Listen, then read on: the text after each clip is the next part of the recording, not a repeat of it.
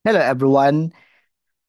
Dito po sa Rule 14 ng DENR Administrative Order 2005-10 or the Implementing Rules and Regulations of Clean Water Act. Tumutukoy ito sa wastewater discharge permit. Sabi dito, I read and I quote Rule 14 wastewater discharge permit. The discharge permit shall specify the quantity and quality of effluents that the permittee is allowed to discharge. And dito rin po sa Rule 14.2, first time application, persons applying for the first time shall submit such documents, information, and data as may be required by the regional office, including but not limited to the following: to be contained in a verified engineer's report prepared by a registered chemical or sanitary engineer or pollution control officer. Among many, ano po ito? Basahin natin itong letter F. Sa letter F, nakalagay dito, treatment process and estimated treatment efficiency. So do not forget, as an applicant of wastewater discharge permit, to prepare an engineer's report and indicate in your report the treatment process and estimated treatment efficiency. So kung merong ipapasang report, dapat nakalagay yung treatment process involved and the estimated treatment efficiency. Hindi pwedeng mawala ito. Now, sa application ng wastewater discharge permit na tinutukay dito sa Rule 14, pag pumasok tayo sa online permitting and monitoring system, sa step number 4, dyan po nakalagay yung information on wastewater treatment system. So as you can see on the screen, meron ditong information on the wastewater treatment system. So maliban doon sa report, yung information about wastewater treatment process, dito rin sa application, pinoprovide natin. So they must be consistent with each other. So kung ano ang available treatment system in our facility, ini-indicate natin dito sa application. Now, ano yung mga information to be provided dito sa application ng discharge permit? Well, meron dito na statement, information on the wastewater treatment system. Ito po ay sa step 4 ng OPMS DP application under DNR-EMB. May question dito, water treatment system existing? Existing? So, ang sagot natin dito, syempre ay yes. We don't say no kasi you are applying for discharge permit. So, hindi maaaring wala kang treatment system in your facility. So, may mga gumagamit most likely ng mga wastewater treatment system gaya ng septic tank. Oh, it's a water treatment system. Kasama yan. Meron kang tangke ng tubig na may kasamang dumi. So kung meron kang building na kung saan ginagamit mo ang iyong tubig,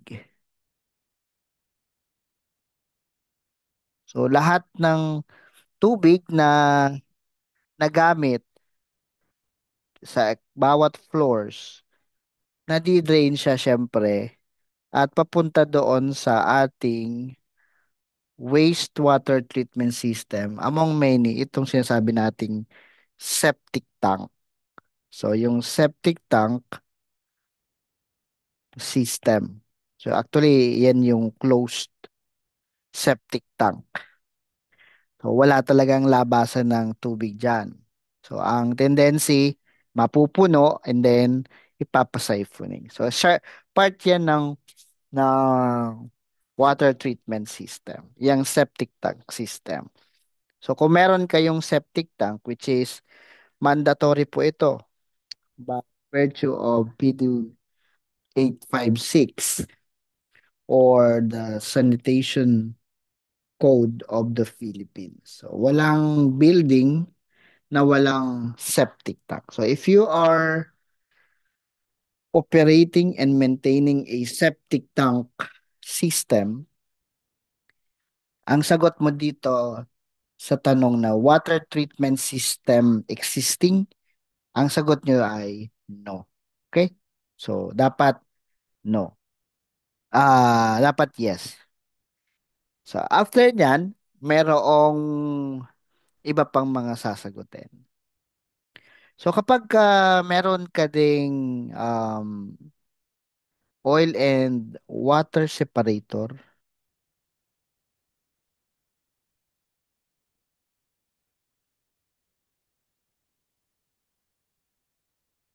ang iba, ang tawag nila dito ay oil in grease interceptor naman,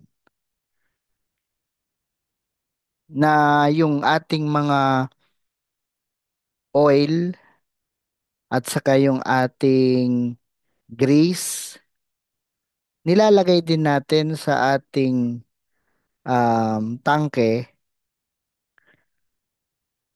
at yung ating mga oil ay natatrap natin sa ibabaw. So in short na nagiging water treatment system dahil nakaka-reduce ng ating oil increase. So pagka meron kang oil increase interceptor and oil and water separator, eh meron kang water treatment system. Basically, ang ating oil and grease ay natatanggal natin sa ibabaw. So yung tubig na malinis, lalabas na lang dito sa ating oil ingress interceptor connected sa ating septic tank. So bago pa magkaroon ng paglipat ng tubig sa septic tank, nawala na yung oil. Ang oil ingress ay nakakaapekto sa performance ng septic tank. So we need to remove oil ingress or else magkakaroon ng problema tayo sa operation and maintenance ng septic tank. Well, ang septic tank, ito ay maganda connected din sa wastewater treatment plant dahil merong complex treatment process dyan na lalong magpapalinis ng ating tubig. So kapag ka ganyan, meron na tayong mga wastewater treatment system na giging maayos yung ating compliance sa standard ng DNR, lalong-lalo sa discharge ng tubig. So dito, kailangan natin ilagay ang ating mga wastewater treatment system na information gaya ng ano ang capacity ng ating treatment system at kung gaano karami, magkano ang investment sa wastewater treatment system na ito. So lalagay natin dito ang halimbawa ano ang capacity ng treatment system, let's say 100 cubic meter at saka yung capital natin, magkano ang ginastos natin sa wastewater treatment system. Halimbawa, 5 million o 100,000 o 350,000, lalagay natin dito yan. Ano po? At saka, meron tayong ibang levels of wastewater treatment system gaya ng primary treatment, secondary treatment, chemical treatment. So, indicate lang natin dito yung ating mga composition ng treatment system, kung ano ang makikita dyan sa ating wastewater treatment system na mga process Gaya sa primary treatment system, hinihingi sa atin, halimbawa, screening, equalization, grit removal, oil water separation, sedimentation, at kung septic tank ang gamit, lagay nyo lang septic tank. And then dito, sa secondary treatment, kung ano naman composition or yung process involved like activated sludge, single batch reaction, anaerobic digestion, oxidation, trickling filter, rotating biological contactor, etc. Kung ano man po ang kasama pa. At kung wala sa nasambit, we can indicate here. At finally, the chemical treatment system, kung ito ay adsorption, disinfection, flocculation, pH adjustment, etc. Kung may kailangan pang specify, wala sa nabanggit. At kung hindi ka naman kasama ito, pwede nating specify dito directly ano yung composition or yung treatment process involved. So once na makomplete mo ang step number 4, you can now generate your application form sa step number 5. So, ang mangyayari, mako-complete natin yung sinasabi dito sa Rule 14 Wastewater Discharge Permit na for persons applying for discharge permit shall provide treatment process at sa report yung estimated treatment efficiency. So, that's all for now and thank you very much for time listening. God bless us.